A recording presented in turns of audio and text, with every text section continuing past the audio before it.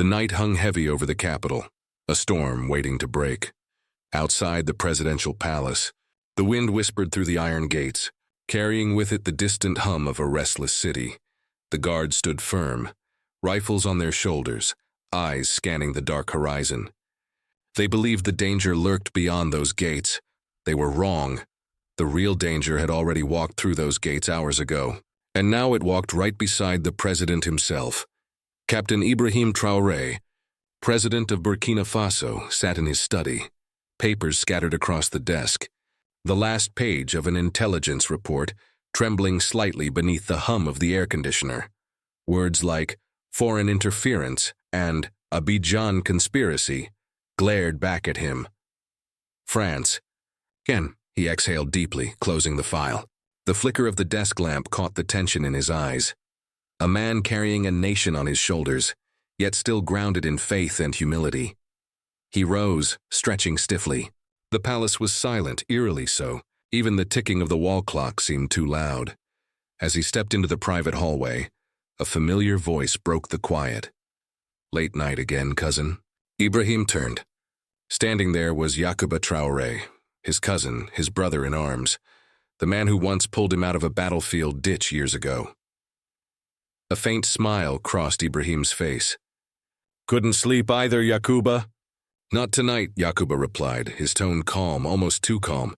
"Things feel uneasy lately." Ibrahim nodded, walking beside him. "You feel it too." They moved slowly through the dim corridor. The soft glow of the emergency lights stretched their shadows long across the marble floor. Two brothers, bound by blood and battle, but only one of them carried a secret that could shatter everything. Each step echoed like a countdown in Yacouba's mind. Inside his jacket, beneath the stitched inner pocket, the cold metal of a silenced pistol pressed against his ribs. It had weight, not just in metal, but in guilt. 2 months earlier, he had flown to Abidjan under the pretext of a security conference. But that was a lie. In a dim hotel room, men with French accents and cold eyes had handed him the weapon. "You know who you are," they'd said. "You can be free. You can have wealth, protection, a new life. Just one clean shot. No witnesses." He remembered their eyes, empty, mechanical. They didn't care about his soul. He hadn't given them an answer that night. But he had taken the gun, and now here he was, walking beside the one man who trusted him the most. His commander, his brother, his president. Rain, mud, gunfire echoing through the forest. Ibrahim and Yacouba crawling side by side under heavy fire. Ibrahim shouting, "Don't stop, Yacouba. We make it together or not at all." A bullet grazed Ibrahim's shoulder, and Yacouba had dragged him behind a fallen log. "Stay with me, cousin. I'm not leaving you," Ibrahim had said, teeth clenched in pain. "If I die, it'll be facing forward, not running away." That night, they swore a bond, stronger than blood. But tonight, that bond was being tested by something darker than bullets. Temptation. The hallway cameras were offline. Maintenance, they said. But Ibrahim didn't know that was a lie. Somewhere in the palace control room, a traitor had pressed a quiet switch, cutting the feeds. The silence grew thicker. Only their footsteps, only the hum of the lights, only the weight of betrayal hanging in the air. As they reached Ibrahim's door, Yacouba slowed. His hand brushed his jacket, feeling the weapon. It would take 1 second, 1 breath, and he would be rich, safe. Ibrahim turned, his gaze soft but alert. "You all right, Yacouba?" Yacouba froze. His hand lingered just an inch too long near his chest. Their eyes met, the calm eyes of a leader who had faced death 100 times, and the trembling eyes of a man standing at the edge of his own soul. A flicker of guilt flashed in Yacouba's face, but Ibrahim didn't miss it. He stepped closer, voice low, steady. "Whatever it is, my brother, speak before the night does." And in that moment, before words could form, before the night could decide what would happen, something unseen shifted in the air. A storm was coming, not outside the gates, but right here in the heart of the palace. For one heartbeat, time stood still. The air between them was electric, a tension so sharp it could slice the silence in two. Yacouba's hand lingered near his chest, fingers trembling. The cold gleam of metal peeked from beneath his jacket. "Yeah," he murmured, voice unsteady. "Just tired, that's all." But Ibrahim saw it, that tiny flicker of guilt. The kind of flicker only a soldier notices before the gunfire starts, and he moved first. In an instant, the room exploded into motion. Ibrahim's hand shot forward, iron strong, seizing Yakuba's wrist. The pistol clattered to the marble floor, a metallic cry echoing down the corridor. Yakuba lunged. Desperate, but Ibrahim's instincts, forged in war, refined in leadership, moved faster. He kicked the weapon down the hall, drew his own sidearm and aimed. Now, silence. Only the ceiling fan hummed, like a whispering ghost. Yakuba froze, hands raised. His breath came shallow. Sweat rolled down his temple. "Ibrahim, listen. What are you doing?" Ibrahim's voice was low, steady, the tone of a man who'd seen betrayal before but never expected it from blood. "I had no choice," Yakuba said hoarsely. "They have my sister." Ibrahim's eyes narrowed, pain flickering behind the calm. "Who?" Yakuba's lips trembled. "They're watching everything. If I talk, they'll kill us both." The words barely escaped his throat before guilt crushed them. His shoulders sagged. The mask was breaking, but Ibrahim didn't lower the gun. "I trusted you," he said quietly, his voice heavy with disbelief. "You ate at my table. You slept under my roof. You were my brother." Yakuba's knees weakened. "I know," he whispered. "And that's what kills me." Yakuba's mind snapped back to that basement room, the one lit by a single bulb. Flickering over his sister's terrified eyes, she was tied to a chair, her wrists raw from struggling. A man stood behind the camera. French accent, cold precision. "You fail us. She dies." He remembered the smell of damp concrete, the sound of her muffled sobs, the helpless rage that burned inside him. "I thought I could stall," Yakuba muttered, eyes distant. "Warn you at the last second. Find another way out." He swallowed hard. "But they were already here, Ibrahim. They followed me back. They're inside the palace." Ibrahim's grip on the gun tightened. His heart pounded, not from fear, but fury. "They didn't just send you," Yakuba nodded slowly. "No, there are others." "How many?" "3. One in the kitchen, one in communications, and one of your drivers." The words hit Ibrahim like bullets. "His own house, poisoned. His circle, infiltrated. How did they reach you?" he asked quietly. Yakuba drew a shaky breath, eyes hollow. "I crossed into Ivory Coast on leave. 2 French agents intercepted me. They knew everything, my rank, my past, even where my sister studied." He looked up, voice trembling but sincere. "They didn't ask. They ordered. They said if I refused, they'd send her head to me in a box." Ibrahim said nothing. Only the wind outside answered, a low howl through the corridors of power. "They said you're dangerous," Yakuba continued, "that you're waking Africa up, that if you succeed, they'll lose everything. They said you're not just a man. You're a threat they can't afford to ignore."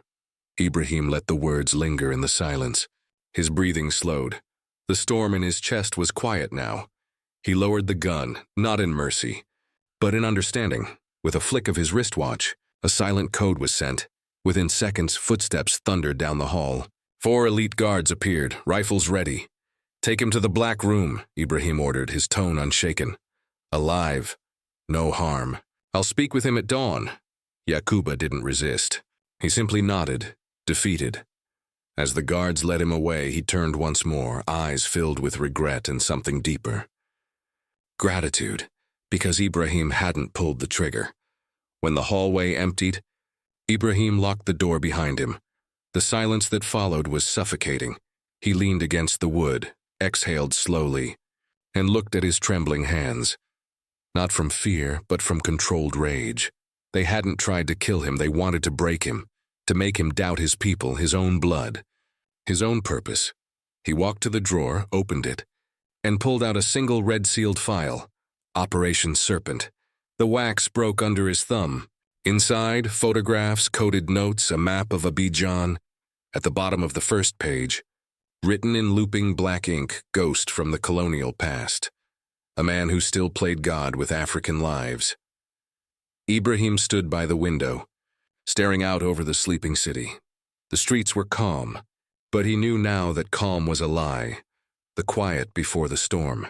He whispered softly to himself, as if speaking to the ancestors. They think they can divide us with fear, but they forget. We were born in fire. His reflection in the glass looked back, and a man not broken, but reforged. The betrayal had not weakened him. It had clarified the battlefield. He turned toward the desk and opened a clean notebook.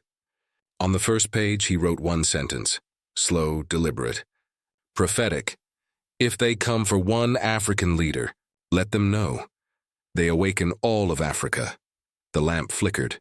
The storm outside finally broke. Rain pounded against the palace walls like distant drums of war. And somewhere deep within the city, another traitor picked up a phone and whispered, Phase 2 has begun. The man who turned Yakuba, the man behind the failed poisoning in Bobo Dioulasso 3 months ago. This wasn't espionage anymore. It was an invasion. Quiet, invisible, and ruthless. Ibrahim slammed the red file shut, grabbed the secure satellite phone, and dialed. Colonel Tapsoba, the voice on the other end answered immediately. Sharp. Alert. Yes, Mr. President. They've reached the inner circle, Ibrahim said. Each word deliberate. Do you want a sweep? No, his voice hardened. I want a purge. Every name, every print, every foreign call made in this palace. Logged, traced, dissected. No one leaves. No one sleeps. This is war. He ended the call. Across the border in a quiet villa bathed in the golden smoke of a cigar, General Laurent Brissac received a single-line message on his encrypted device. The attempt failed.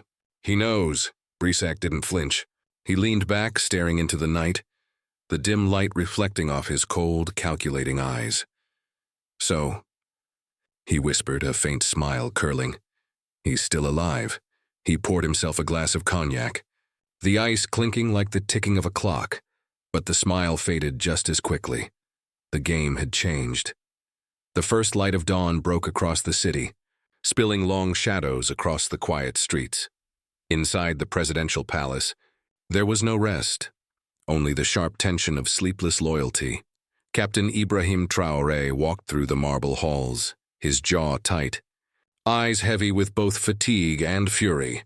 Every echo of his footsteps felt like a reminder, even family can fall. He entered the underground war room, a steel-reinforced chamber beneath the palace. Signal jammers hummed softly. No signal in, no signal out. Around the table sat his inner council, the few he still dared to trust. We can't trust anyone, Ibrahim began. His tone was calm, but the steel underneath it froze the air. My cousin tried to kill me last night. A murmur rippled through the room. Disbelief, fear, sorrow. Lieutenant Kabor, head of security, stood. We've launched a full sweep. Staff, vendors, even drivers. We're reviewing all surveillance. It won't be enough, Ibrahim replied. They're buried too deep. They move through shadows, cooks, cleaners, drivers. They vanish before you blink. Madame Wedrogo, his foreign affairs advisor, leaned forward, voice low. This isn't just an attack on you, Captain. It's an assault on our sovereignty. Ibrahim nodded. Exactly.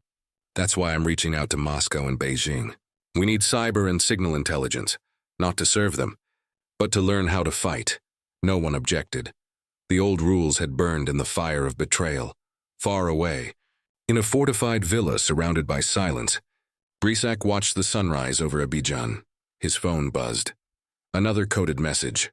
Traoré is mobilizing. Countermeasures ready. He smiled thinly. Good. A table beside him was covered in folders, photographs, and satellite images, each one a mark of his reach.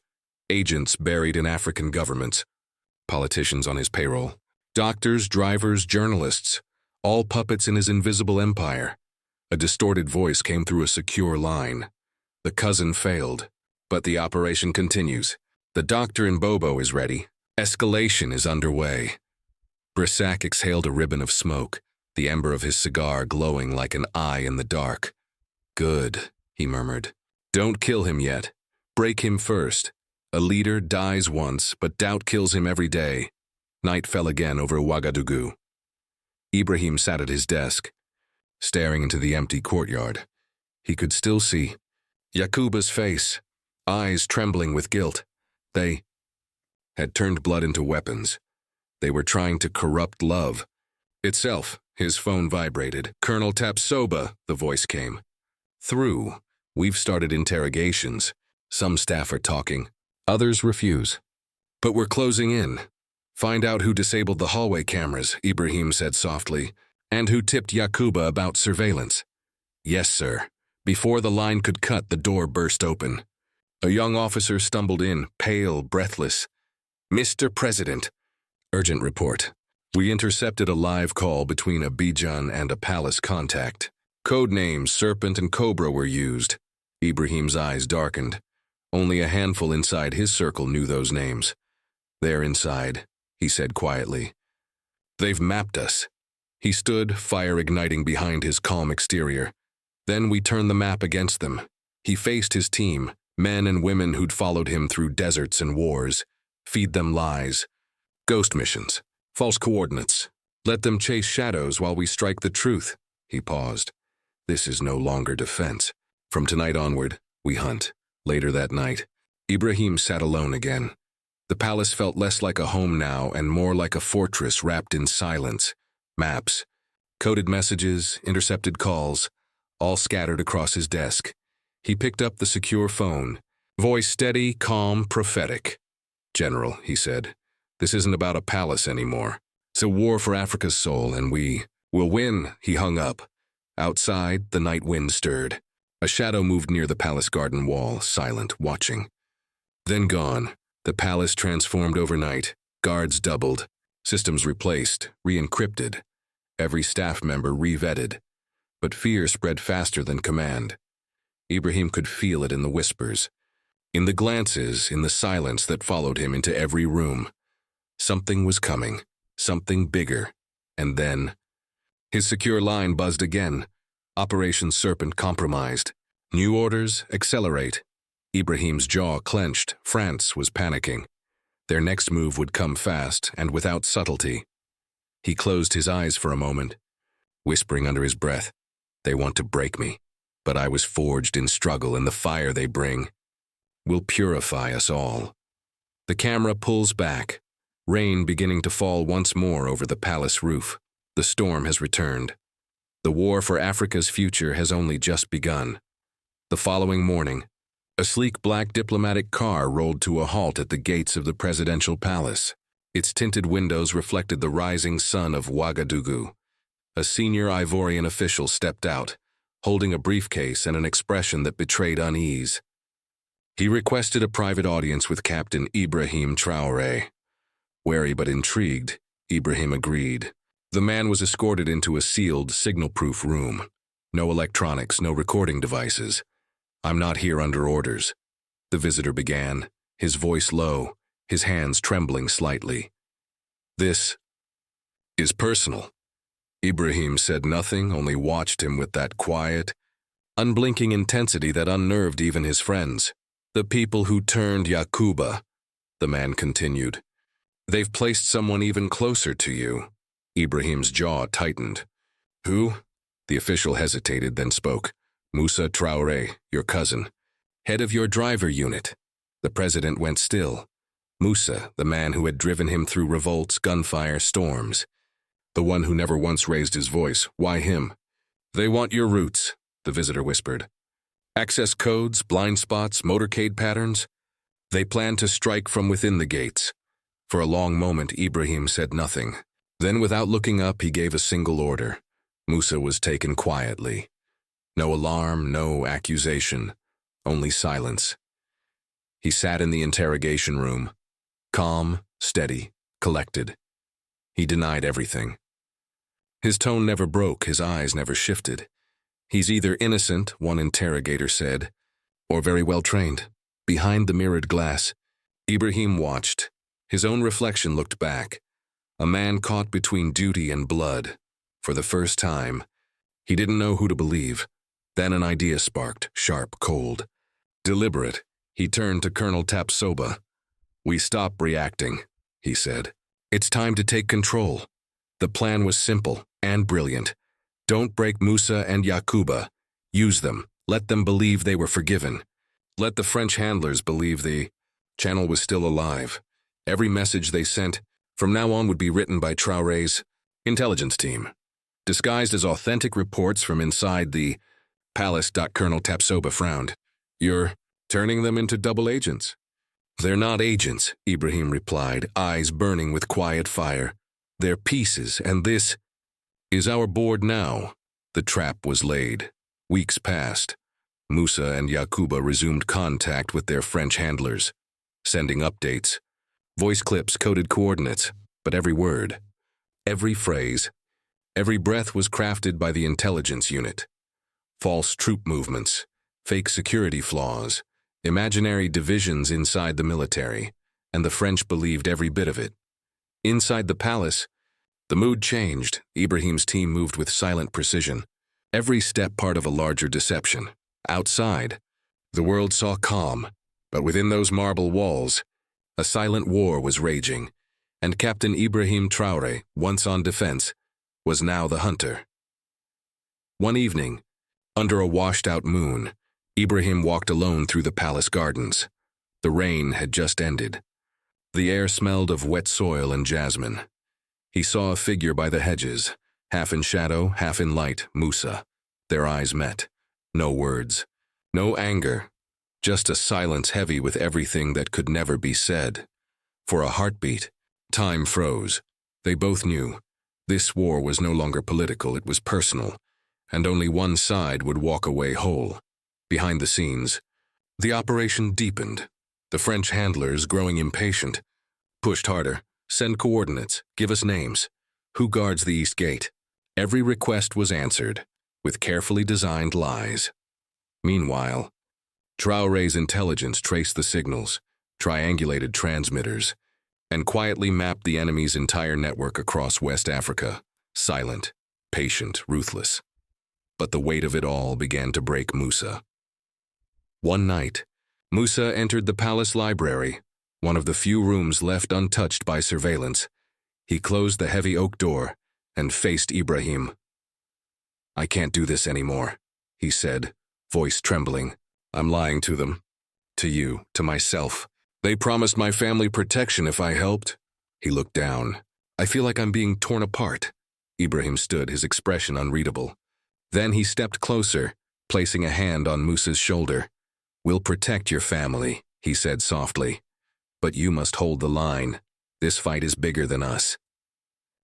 He read the intercepted messages again and again, frustration growing. They're stalling, he muttered. Something's wrong. He slammed his fist on the table. Strike now, before they regroup. But the trap had already been set. Under the cover of night, French-backed mercenaries crossed into Burkina Faso. Armed with Brysack's false intelligence, they expected weak resistance. They expected chaos. Instead, they found Ibrahim's forces waiting. The ambush was surgical, precise, coordinated, devastating. In minutes, the attackers were neutralized. Key operatives captured alive, documents seized, names revealed. And within those names, proof of French interference, proof of betrayal, proof of the colonial shadow still reaching for Africa's throat. Within hours, the story broke worldwide. Burkina President foils foreign. Plot, assassination turned to exposure. France's covert operations in Africa revealed. The same narrative that once painted Ibrahim as a rogue.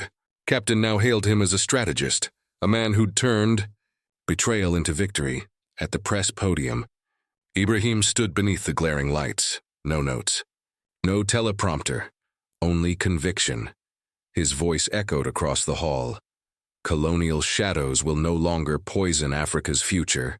We fight with unity, with intelligence, and with courage. Not against nations, but against the chains they left behind. Silence, then applause. A wave that spread from the room to the streets. To the continent, after the attack failed, Ibrahim's position solidified. But his strength didn't come from fear, it came from truth. Hadn't just survived an assassination, he had exposed an empire. Captured operatives were handed to international courts. France denied everything, but the world had already seen enough. And that night, as rain fell again over Ouagadougou, Ibrahim Traoré stood alone by the palace window. watching lightning dance across the horizon. He whispered to himself, half prayer, half promise. They wanted to divide us, but they woke us instead. The storm passed, but the world would never sleep the same again. If this story gripped you, if you believe in betrayal turning into strength, in truth outsmarting power, and in Africa rising on its own feet, then remember this moment, because this is only the beginning. The next chapter is coming. Stay sharp.